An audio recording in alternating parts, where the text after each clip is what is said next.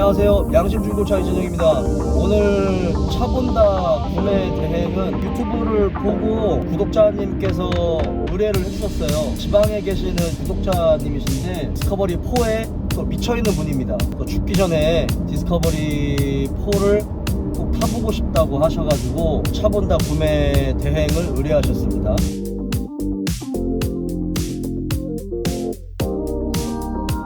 랜드로버 디스커버리 4 3.0 ST-V6 HSE 모델입니다. 디젤이고요. 2015년식 11만 킬로 탄 완전 무사고 차량이죠. 수원에 있는 매매단지에 중고차를 확인을 해서 구매 동행을 하는 건데요. 먼저 약속 잡고 중간에서 고객님 모시고 같이 올라가가지고 차를 보고 전체적인 내용을 설명드리고 행정적인 부분이라든지 뭐 이런 부분까지 전부 다 도와드렸습니다.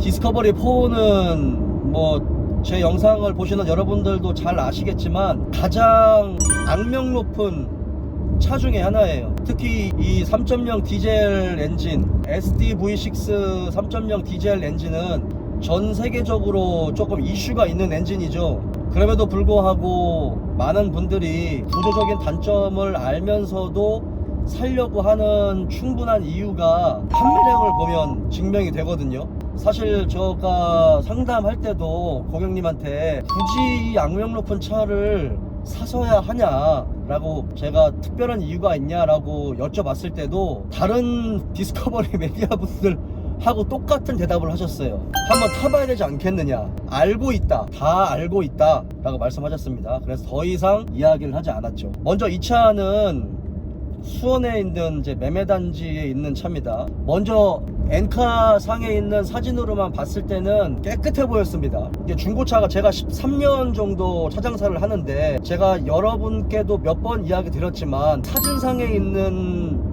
그 내용을 전혀 믿지 않는다라고 얘기했어요. 생각보다 정말 안 좋았었던 차도 많았고 기대를 전혀 안 했는데 정말 좋았었던 차도 많았습니다. 차주 딜러의 성향에 따라서 조금 더 성의 있는 딜러라면 자동차를 상품용으로 잘 만들었을 거고, 그렇지 않고 여러가지 매입하는 과정에서 여러가지의 또 변수가 있다라고 하면 상품으로 만드는 과정에서 추가적으로 돈이 들어가는 부분을 아끼는 딜러들도 있어요.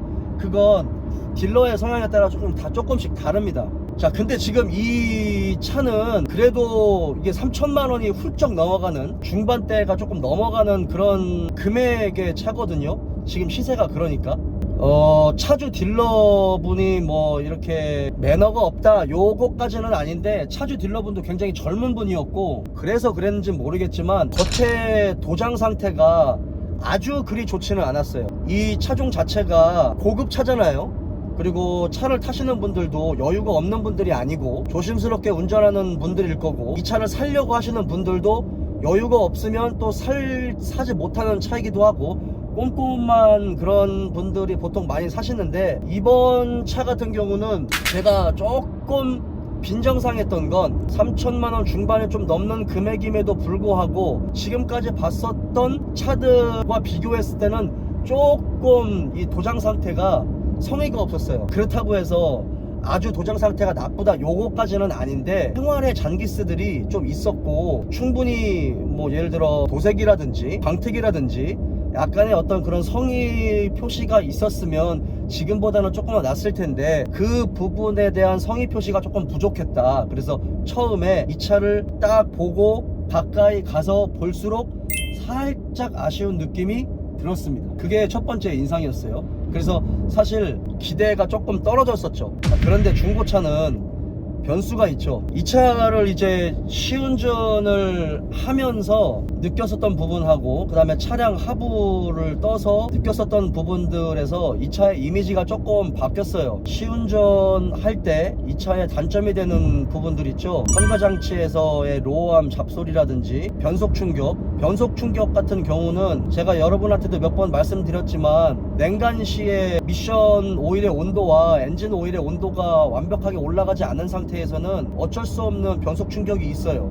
그리고 이 차 같은 경우는 풀타임 4륜이거든요. 풀타임 4륜에서 우리가 알고 있는 승용차의 부드러운 변속감을 기대하는 건 조금 어려워요. 왜냐면 4륜 구동 같은 경우는 4륜 락도 걸려야 되지만 휠 트러블 각도에 대비해야 되는 그런 부분에서 약간의 마진을 조금 더 두는 편이거든요.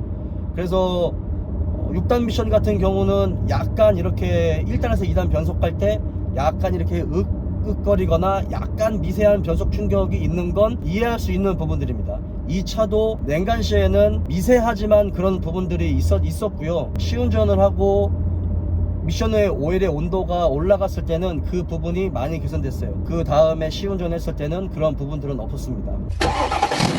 11만 킬로기 때문에 현가장치 쪽에서 소리가 나는 거를 예상을 하고 갔는데 전혀 소리가 나지 않았어요. 그 부분이 좀 인상적이었고, 차량 하부를 떠봤을 때 아니나 다를까 차량 시운전 하기 전에 제가 그 바퀴 쪽 휠하우스 쪽을 봤을 때 이 어퍼암하고 로어암이 조금 상태가 좋아 보였어요. 연식과 키로수 대비해서 약간 상태가 좋아 보여서 떠보고 정확히 판단해야 되겠다 라고 생각을 했는데, 아니나 다를까 프론트의 양쪽 그 어퍼암과 그 다음에 스테빌라이저 링크, 그 다음에 로어암이 교환이 돼 있었습니다. 그러니까 요거는 정확하게 교환이 됐다라고 제가 100% 장담할 수는 없지만 80%는 장담할 수 있을 것 같아요. 일단 1년 최소한 1년 정도나 1년 전에는 최소한 이 부분의 부품이 교환이 이루어진 것으로 80%는 장담합니다.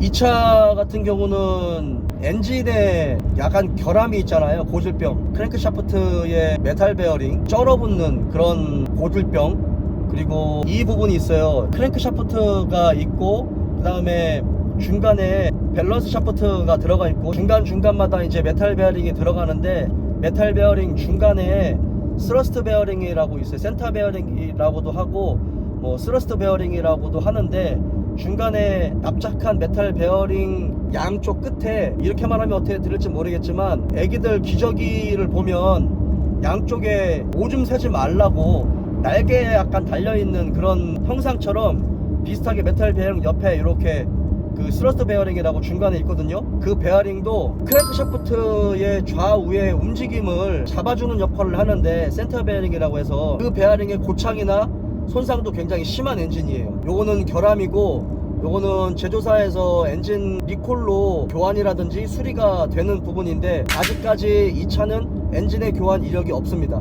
그래서 그 부분이 조금 걱정됐어요. 사실은 뭐 엔진의 어떤 결함이라든지 그런 부분이면 전조 증상도 나타날 텐데, 그 부분에서의 전조 증상은 느껴지지 않았습니다. 다행히도. 이거는 고객님한테 제가 서비스 센터에 들어가서 뭐 기본적인 수모품도 교환하면서 이력을 좀 만들어라 라고 제가 좀 코치를 해 드렸고, 이제 그렇게 진행을 할 예정입니다. 다행인 건 이 차는 누유가 거의 없다시피 했어요. 사실 겉에 이 도장 부분이 성의가 조금 없었기 때문에 그 부분에서 살짝 이 빈정이 상한 부분을 시운전하고 차량 하부를 떠 봤을 때 정말 중요한 엔진과 미션, 각종 부품들, 고질병, 요런 부분에서의 누유가 정말 보이지 않았어요. 그것들이 도장 상태를 이렇게 다 커버했어요. 로컴 카바 쪽에서의 누유도 보이지 않았고, 오일 필터 하우징에서의 미세 누유도 보이지 않았어요. 파워 스티어링 저하포수 쪽에서의 뭐 기름 오일 때가 묻어있는 정도는 보였지만 오일 누유가 된다라고 볼 수는 없을 정도였고, 라디에이터에서 미션으로 들어가는 인 아웃 라인의 그 오일 쿨러 쪽에 있는 그 오일 저하포수에서의 뭐 미세 누유도 거의 보이지 않았습니다. 그리고 메인 터보에서는 당연히 누유가 보이지 않았고, 엔진 오일 팬, 미션 오일 팬, 엔진 실린더 가스켓 이 부분에서의 미세 누유조차 보이지 않았어요. 그 부분은 상당히 좀 칭찬할 만한 차인 것 같아요. 이 차의 단점 중에 하나는 제가 워낙 설명을 많이 했기 때문에 단점들은 이제 나머지 제가 구매 대행을 했었던 영상들을 보시면 잘 아실 거고, 뒤쪽으로 가면 뒤쪽에 디퍼런셜 케이스가 있거든요. 디퍼런셜 케이스 앞 뒤에 실이 잘 오일이 잘 새거든요.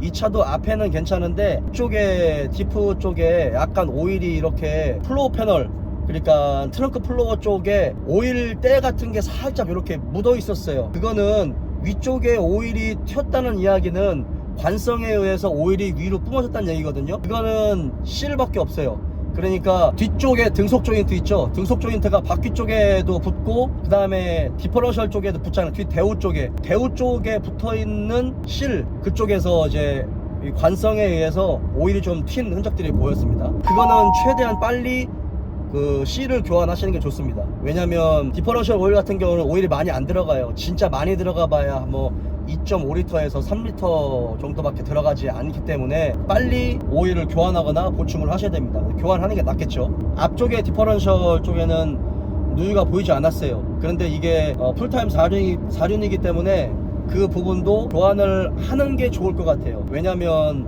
연식과 키로수가 동일하기 때문에 앞디프에서도 물론 무조건 오일이 셀 겁니다. 이 차의 단점 중에 하나는 트윈 터보입니다. 세컨 터보가 있고 메인 터보가 있고요. 세컨 터보는 조수석 바퀴 안쪽에 있고 메인 터보는 운전석 바퀴 안쪽에 있어요. 아니나 다를까 세컨 터보 쪽에서의 미세 누유가 보였습니다. 오일이 새는 부분이 어디냐면 이 오일들 같은 경우는 엔진 오일로 똑같이 윤활을 하기 때문에 오일이 그 들어가는 입력축 라인이 있어요. 그리고 출력축 라인이 있고, 그러니까 리턴 호수 쪽 있는 라인 있죠. 리턴 호수 쪽에서는 어떤 차든 지금까지 봤었던 3.0 디젤 엔진에서는 오일 누유가 보였어요. 지금 이 차 같은 경우는 그거보다는 조금 더 터빈 쪽에서 흡기 하우징과 배기 하우징 사이에 축이 들어가 있잖아요. 흡기 하우징 쪽에서의 약간의 누유가 묻어있는 그런 부분이 보였습니다. 근데 얘는 고장 안 나는 차가 없어요. 그리고 터보차저 같은 경우는 여러분도 더 잘 아시겠지만 신차가 아니고서야 터보차저에서의 미세 누유는 조금 안고 갈 수밖에 없는 부분이고, 더군다나 디스커버리 4 SDV6 3.0 디젤 엔진에서의 세컨 터보는 더 고질적인 부분이기 때문에 이 부분은 어느 정도는 안고 가야 됩니다. 지금 당장 터빈에 문제가 생겨서 매연이 많이 나온다든지 아니면 터보 쪽에서의 잡소리가 들린다든지 이런 거는 전혀 없었습니다. 피크 타이어는 지금 당장 교환을 하셔야 될 부분이고, 그 다음에 앞에 하고 뒤쪽에 브레이크 디스크는 당장 교환을 하셔야 될 부분이었어요. 그러니까 요거를 한 번 더 재생을 하는 부분이 있거든요. 저 같은 경우는 재생을 할 때도 약간 그 마지노선이 있어요.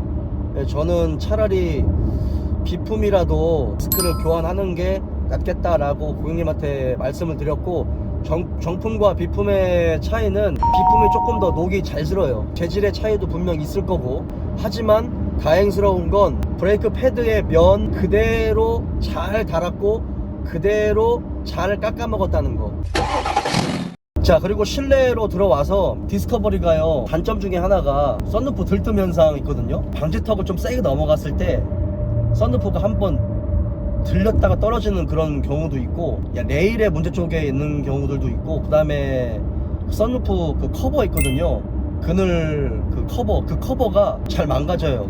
이게 딱 거리가 딱 맞물리는 경우가 좀 드물거든요. 이 차 같은 경우는 앞쪽하고 뒤쪽에 썬루프 그 햇빛 차단 그 햇빛 가리개가 다 잘 맞물렸습니다. 이 차는 타이밍 벨트 방식이죠. 그래서 11만 킬로를 탔기 때문에 키로수만 따지면 타이밍 벨트를 교환을 해야 되는 방식이에요. 그리고 팬 클러치 방식이기 때문에 시동을 걸면 언제나 라디에이터 팬이 돌아가는 그런 방식입니다. 라디에이터 팬을 한 번도 뜯지 않았어요. 지금 이 차는 타이밍 벨트 세트를 한 번도 교환하지 않았어요. 타이밍 벨트 세트도 솔직히 말해서 전 차주가 운전을 어떻게 하셨는지 오일 관리를 어떻게 하셨는지는 모르겠지만 물펌프 쪽에서의 누수나 라디에이터 상하 호수, 로크암 카바 중간에 들어가는 아울렛 파이프 쪽에서의 누수, 깨짐, 이런 부분이 매우 양호했어요. 제 개인적인 생각으로는 전 차주분이 오일 관리를 조금 더 신경 써서 하지 않았을까, 또는 너무 무리하게 운전을 안 하지 않으셨을까 라고 생각이 듭니다. 이 오일 관리를 너무 못한 차들 같은 경우는 그렇지 않아도 가스켓류가 약한 엔진들인데 오일 누유가 빨리 시작되거든요. 이 차는 그 부분에서의 누유는 솔직히 거의 없다라고 표현해도 과언이 아닐 정도로 제 기대 이상이었습니다. 앞쪽 라디에이터 그릴은 제가 지금껏 디스커버리 3하고 디스커버리 4를 지금껏 봐왔었던 차들 대부분이 그 그릴 쪽에 키가 다 깨져 있었어요. 이게 그릴 위쪽에 키가 깨져 있으면 아래쪽만 붙어 있고 아래쪽에 위쪽에 붙어 있으면 아래쪽에 깨져 있고, 그런데 얘도 마찬가지로 희한하게 얘는 위쪽이 사실 잘 깨지거든요. 왜냐면 본네트를 열었다가 딱 닫는 과정에서 얘는 살살 닫으면 본네트가 잘 안 닫혀요. 그래서 세게 팡 닫아야 되는데 그때 라디에이터 그릴 키가 다 깨져요. 그런 특징들이 있었습니다. 고객님한테 설명드릴 때 만약에 제가 이 차를 산다라고 하면 저는 엔진 오일은 정식 서비스 센터 들어가서 엔진 오일 교환하면서 엔진과 관련된 부분이라든지 이 차의 정비와 관련된 부분에 이력을 좀 남겨놓고 다른 데서 이제 미션 오일, 그러니까 미션 오일 팬에서 오일이 새지 않았기 때문에 이번에는 미션 오일만 교환하고 앞디프하고 뒤에 디퍼런셜, 그 다음에 4륜 TC 오일 정도를 교환하고 실 교환하고 라이닝하고 디스크 교환하는 걸로 해서 그렇게 좀 타고 다니고 14만에서 15만 킬로 정도 탔을 때 그때 이제 타이밍 벨트 세트를 교환하면서 그때 혹시나 있을 수 있는 뭐 누유나 누수 있을 수 있잖아요. 그때 ZF 8단 미션 들어가는 미션 오일 팬, 사실은 미션 오일 교환할 때 이 오일 팬에 내장 필터가 들어가 있기 때문에 같이 교환하는 게 좋은데 4만에서 5만 킬로 타고 다시 오일을 저 같으면 교환하겠다. 그때 오일 팬까지 같이 교환할 거니까 지금은 미션 오일만 교환하자 라고 말씀을 드렸습니다. 시동을 걸었을 때 첫 냉간시에 약간 따라락거리면서 시동이 걸리는 그런 부분들이 있어요. 근데 그거는 엔진 쪽은 아닌 것 같아요. 제가 지금 그쪽 부분의 전문가는 아니기 때문에 확증적으로 말씀을 드릴 수가 없겠지만 제가 2.7 TDV6 엔진을 시동 걸었을 때도 비슷한 소리가 들렸어요. 근데 이제 장거리 운전을 할 때 엔진에 문제가 있거나 뭐 피스톤이라든지 크랭크샤프트 쪽에 문제가 있으면 전조 증상이 분명히 나타납니다. 그런 부분에서는 약간 거슬리는 소리가 있기는 하지만 처음 시동 걸었을 때 짧은 타이밍만 드륵 하면서 시동이 걸리는, 랜드로버 정식 서비스 센터에서 한번 의뢰해보는 걸로 그렇게 말씀을 드렸습니다. 그리고 고객님도 또 꼼꼼하시지만 또 자동차에 대한 또 걱정이 있는 분이기 때문에 서류적인 부분이나 그 다음에 행정적인 부분, 중고차 딜러는 아무래도 거칠잖아요. 그러다 보니까 그런 분위기에 또 좀 압도될 수도 있고, 작은 문제가 그 차의 전체적인 큰 그림에 영향을 끼칠 수도 있거든요. 사람은 좀 기분 나쁠 수 있다 보니까. 그러면 또 가성비 있거나 정말 작은 그림 하나 때문에 정말 좋은 장점을 놓칠 수 있는 부분들이 분명히 있어요. 그런 부분에서 딜러의 입장과 의뢰분 고객님의 입장을 버무려서 중간에서 좀 최대한 말씀을 잘 드리려고 했습니다. 이번 차 같은 경우 약간 아리송한 차주 딜러의 어떤 그런 상품성에 약간 빈정이 상했지만 소 뒷걸음질 치다가 쥐잡는 격으로 하드웨어적인 부분에서의 엔진과 미션, 각종 부품들, 차대 이런 부분에서의 상태가 제 마음에 쏙 들었습니다. 자, 지금까지 랜드로버 디스커버리 4 3.0 SD V6 HSE 모델 구매 대행이었습니다. 오늘 영상 여기까지요.